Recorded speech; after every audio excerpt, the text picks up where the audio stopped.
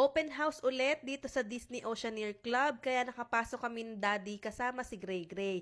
Pero sa regular hours, mga batang 3 to 10 years old lang talaga ang pwede dito.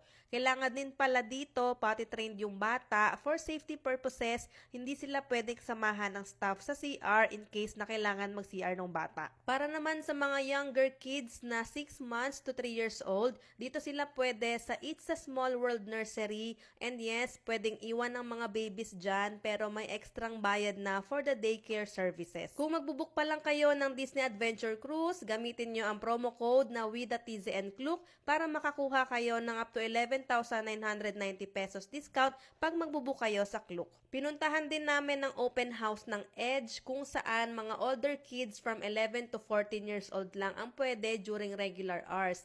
Meron dyang mga video games, board games, at iba't ibang mga activities depende kung ano nakaschedule sa araw na yon. Tas syempre meron din para sa mga teenagers from 14 to 17 years old. Dito naman sila sa Vibe na halos same lang dun sa Edge. Pero ang galing no kasi may designated areas para sa mga kids. Depende sa age nila kasi syempre magkakaiba na yan ang trip sa buhay. Check nyo sa YouTube channel namin. Naka-upload na doon ng mga Disney Adventure vlogs namin. At kung hindi pa kayo nakapag-subscribe, please subscribe na rin sa YouTube channel namin. Ayun lang muna and see you sa mga susunod na mini vlog. Salamat!